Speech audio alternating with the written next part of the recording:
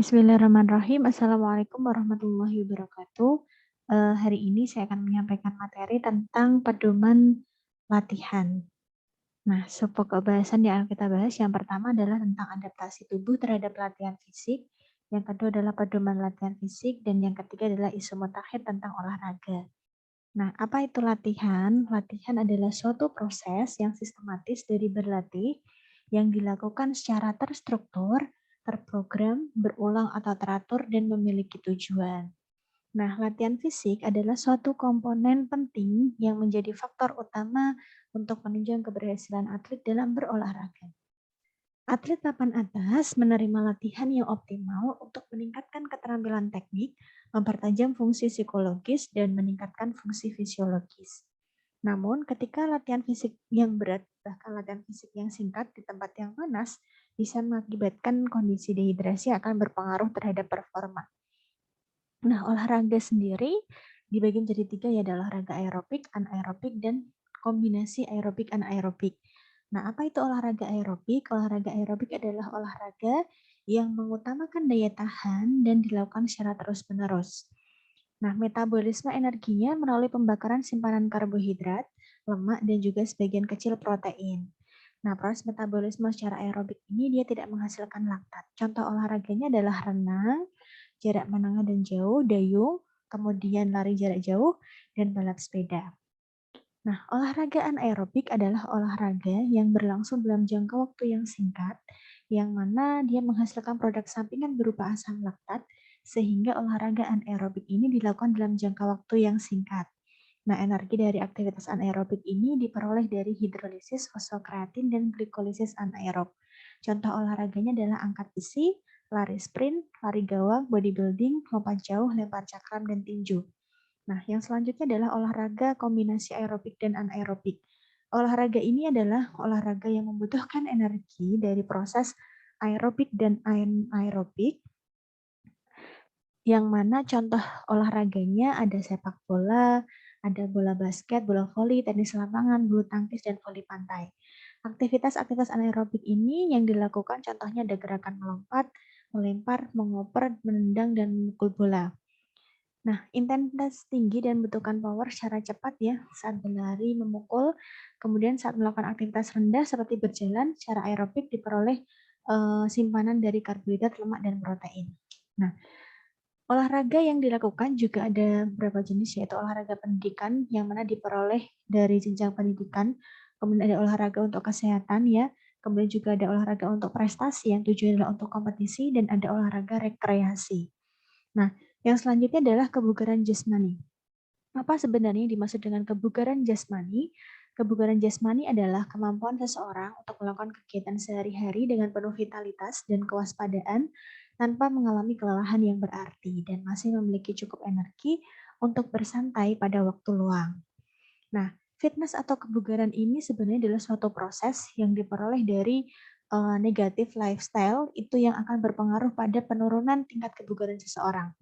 Nah, positive lifestyle akan mempengaruhi peningkatan level kebugaran seseorang. Seorang atlet melakukan program latihan khusus yang bertujuan untuk meningkatkan prestasi pada cabang olahraga tertentu. Nah, latihan ini adalah proses berlatih yang dilakukan secara teratur, terencana, berulang-ulang, dan semakin lama semakin bertambah bebannya, dimulai dari yang sederhana ke yang lebih kompleks. Apa saja sebenarnya yang harus dilatih dari seorang atlet? Yang pertama adalah fisiknya, kemudian yang kedua adalah tekniknya, jadi cara dribble, kemudian cara menendang bola, dan seterusnya. Taktik atau strategi, kemudian mental atau psikologi. Nah, latihan fisik itu akan berpengaruh pada tingkat kebugaran jasmani seseorang, yang mana dia akan mempengaruhi kesehatannya, keterampilan, dan fisiologisnya. Nah, ini adalah komponen kebugarannya ya. Kesehatan di sini bisa dari kekuatan dan daya tahan ototnya, kemudian kekuatan dan daya tahan kardiorespirasinya, komposisi tubuhnya, fleksibilitas, kemudian keterampilan meliputi daya ledak, kelincahan, kemudian ada keseimbangan dan koordinasi, dan juga fisiologis atau metabolisme dari dalam tubuhnya. Apa saja faktor yang mempengaruhi kebugaran seseorang? Yang pertama adalah tipe pengukuran VO2 max. Nah, penilaian VO2 max dengan menggunakan treadmill akan memiliki hasil yang lebih tinggi dibandingkan dengan penilaian dengan tes ergometri. Sehingga jenis penilaian VO2 max ini sangat mempengaruhi hasil VO2 max. Genetik sekitar 20-30% dari nilai VO2 max dipengaruhi oleh faktor genetik. Nah, sedangkan genetik ini juga berpengaruh ya sebesar 50% pada hasil pengukuran pada heart rate maksimalnya. Nah, orang yang punya ukuran dada yang lebih besar itu berkaitan dengan ukuran tubuh dan otot pernafasan yang lebih kuat. Yang selanjutnya adalah komposisi tubuh. Nah, komposisi tubuh yang berbeda dapat mengakibatkan perbedaan sebesar 70% pada nilai VO2 max. Komposisi tubuh pada laki-laki dan perempuan yang tidak terlatih akan sangat berbeda dengan atlet yang terlatih. Yang selanjutnya adalah usia. Nah, usia ini sangat mempengaruhi daya tahan kardiorespirasi. Nilai VO2 max akan meningkat saat masih dalam masa pertumbuhan dan mengalami penurunan seiring dengan menurunnya fungsi fisiologis. Nah, atlet selanjutnya adalah jenis kelamin. Jadi atlet laki-laki ini cenderung memiliki daya tahan kardiorespirasi yang lebih tinggi dibandingkan dengan atlet perempuan. Nah, nilai VO2 max pada atlet perempuan 15% sampai 30% lebih rendah dibandingkan dengan atlet laki-laki. Yang selanjutnya adalah intensitas latihan. Nah, intensitas latihan di sini ya akan pengaruhi nilai VO2 max ya peningkatannya sebesar 6-20% seiring dengan peningkatan intensitas latihan yang dilakukan oleh atlet. Nah, tujuan latihan tinjau dari segi fisiologis ya bisa memperbaiki sistem organisme dalam tubuh, fungsi tubuh, kapasitas kerja organisme dan meningkatkan keterampilan. Nah, yang perlu diperhatikan dalam melakukan latihan fisik adalah takaran latihan. Nah, apa sih takaran latihan ini? Jadi takaran latihan ini akan membantu ya memberikan acuan atau arahan dalam melaksanakan latihan sehingga latihan tersebut dapat memberikan hasil dan manfaat yang positif. Apa saja yaitu bisa disingkat dengan FITT. F adalah frekuensi, I-nya adalah intensity, T-nya adalah time, kemudian T yang kedua adalah time. Yang pertama adalah frekuensi.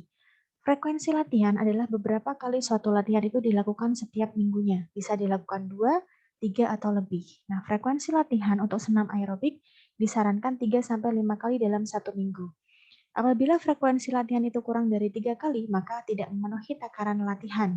Tetapi jika lebih dari 4 kali, maka dikhawatirkan tubuh tidak dapat cukup waktu ya untuk beristirahat dan adaptasi kembali ke kondisi yang normal yang akan mengakibatkan kondisi sakit atau overtraining.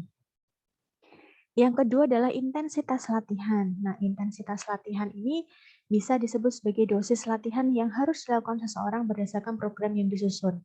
Intensitas latihan aerobik biasanya berada dalam rentang 70-85% dari denyut nadi maksimalnya. Nah, rentang daerah ini disebut sebagai dengan training zone. Nah, yang selanjutnya adalah terkait dengan target zone. Nah, target zone-nya yang pertama adalah kondisi very light. Nah, very light ini di rentang 50-60%, kemudian light itu 60-70%, kemudian moderate 70-80%, kemudian hard itu 80-90%, dan maksimum adalah 90-100%. Nah, di sini ada cara untuk menghitung denyut nadi maksimal. Contohnya kasusnya dia atlet ya usia 20 tahun, kemudian denyut nadi maksimalnya itu caranya bagaimana? Caranya adalah dari rumus 220 dikurangi dengan usia. Nah, karena usianya 20 tahun sehingga denyut nadi maksimalnya adalah 200. Nah, kemudian training zone ini dia diperoleh dari grafik tadi ya, dari tabel tadi. 70-85% ini untuk rentangnya yang akan dicapai. Jadi menghitungnya adalah 70% dikalikan dengan 200, yaitu 140 kali per menit. Nah, untuk training zone maksimumnya adalah 85% dikalikan dari denyut nadi maksimalnya, sehingga ketemunya adalah 170 kali per menit. Sehingga diketahui bahwa denyut nadi maksimalnya adalah 200 kali per menit dan rentang intensitas latihannya adalah 140 sampai 170 kali per menit. Nah, intensitas latihan ini ada tinggi, ada rendah. Intensitas tinggi biasanya dia menggunakan sistem anaerobik, sedangkan intensitas rendah itu biasanya menggunakan sistem aerobik. Dan sumber energinya biasanya kalau intensitas tinggi menggunakan karbohidrat, kalau intensitas rendah menggunakan sumbernya adalah dari lemak. Kemudian yang kedua adalah time. Jadi time ini adalah waktu. Waktu latihan itu atau lama latihan itu berbanding terbalik dengan intensitas latihan. Jadi kalau intensitas latihannya itu tinggi, maka waktu latihannya cenderung lebih singkat. Jadi di sini biasanya ya kalau untuk olahraga aerobik itu di rentang 30 sampai 60 menit dalam satu sesi latihan. Jadi satu sesi latihan itu terdiri atas pemanasan, kemudian inti dan juga pendinginan. Nah, yang selanjutnya terkait dengan kapan latihan itu boleh dilakukan, itu biasanya boleh dilakukan di sepanjang waktu ya, tetapi memang di Indonesia karena negara tropis sehingga disarankan di pagi hari sebelum jam 10 dan untuk sore hari latihannya adalah setelah pukul 15. Selain itu yang penting juga waktu latihan ini tidak boleh terlalu dekat dengan waktu beristirahat atau tidur. Paling tidak 3 jam sebelum tidur latihan itu harus sudah selesai. Yang selanjutnya adalah tipe latihan. Nah, jadi dalam kita menyusun latihan program latihan fisik juga harus dipertimbangkan tipe latihannya itu seperti apa. Disesuaikan dengan tujuan latihannya.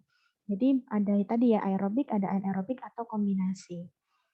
Kemudian yang selanjutnya, apa sebenarnya manfaat-manfaat kesehatan yang diperoleh ketika kita melakukan latihan fisik secara teratur. Nah, banyak sekali sebenarnya dari beberapa penelitian juga sudah menyebutkan mulai dari bisa menormalkan kadar lemak dalam darah, memperbaiki toleransi glukosa, serta mengurangi kebutuhan insulin, kemudian melancarkan metabolisme di dalam tubuh, membuat tubuh lebih segar dan membuat bahagia. Kenapa? Karena dia bisa menghasilkan atau merilis hormon namanya adalah beta endorfin, sehingga membuat tubuh itu menjadi lebih rileks. Yang selanjutnya bisa mengurangi resiko penyakit jantung, mengurangi resiko stroke, dan bisa menyehatkan otak. Nah, ini ada beberapa penelitian yang bisa teman-teman lihat ya. Ada pengaruh latihan fisik terhadap perubahan kekuatan otot pemain futsal. Jadi memang program latihan fisik ini dia juga bisa meningkatkan ya kekuatan otot pada pemain futsal.